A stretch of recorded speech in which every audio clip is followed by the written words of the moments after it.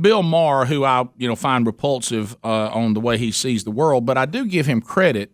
There are places where Bill Maher, kind of like what Harry Reid is doing, where he'll come back and say, "Look, this particular topic, whatever it is, it's okay to not go along with some political crowd because there's a right and wrong on this." He'll surprise you sometimes on the things the Muslim thing. And this is what he's in trouble for that again because. But the point he's making on that is pretty good. But the bigger point I was making, but tying it to Sean Spicer's story, and we'll do more on the Bill Maher if you want to, but is that this thing of if we don't like something, all we do now is scream boycott. Right. And Bill Maher saying that too. Is that our one play thing? It's all he says. It's almost like we've become like children where we just want anything that we don't like to stop. We don't want to have to deal with it. We don't want to have to defend our point. We just, if something makes us mad, we want it to be destroyed and go away. Boycott. Yeah, and well, now it is somewhat. You got to watch that boycott line too, because if you want to be consistent, you're going to find yourself in a bind. Yes, you are. A bind. It's always entertaining when you see the left turning on themselves. Yeah, and we have Rashida Tlaib, the Democrat representative from Michigan, and Bill Maher took issue with her and her position on some of the Israel issues that they're voting on in Congress, and she fired up, hey, boycott his TV show, and he's like, is that all y'all got? Is that? But I mean, he was just saying, cancel, boycott, go away, and he's like, he said these are the phrases that toddlers use, and the point he was trying to make to her, she's a Democrat, okay, right now, and he said if you look at this thing that he supports, which is the BDS movement, and this was the boycott, divestment, sanctions, whatever. He doesn't support that. That's what I mean. And he's saying, but if you look, he said that the Democrats didn't support it either. Right. And she's really, her stand is against 93% of her own party.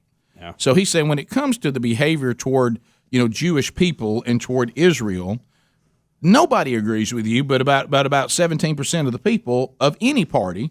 And now you're going to boycott me because I'm against this. I think what you're doing is ridiculous. Now let's get the official name, so when you hear it in other stories, you can relate to this: boycott, divestment, and sanctions. The BDS movement, which is actually a movement against Israel. Correct. Okay, and he's not for that. And it was brought up in Congress.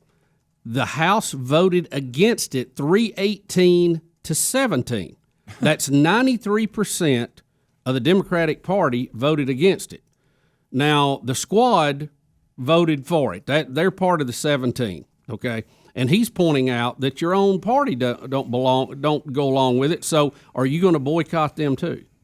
Right. He's saying, how am I being boycotted when like you said, I agree with 93% of the party you're representing. Yeah. Bill Maher is not a conservative, devout by any stretch. By any shows you no. But he like a lot of just clear thinking people. Said, I'm not going to get involved in some attack on Israel. Yeah, because he's been pretty clear on that as far as on terrorists and stuff like that. But anyway, so well, you see the divide, and this is the thing we've talked about too, that the Muslim section of the Democratic Party wants to disavow Israel, wants to boycott them, divest our investment in them, and sanction them. Well, that doesn't wash with a lot of Hollywood liberals. So they got a problem. Yeah. I mean, they're completely opposed to this, 180 degrees. So I don't know. Strange. So anyway, so that's our boycott. So now people want to boycott Dancing with the Stars for Sean Spicer, and then they also want you to boycott Bill Maher, I'm sorry, for not going along with a very small group of people who want to attack Israel.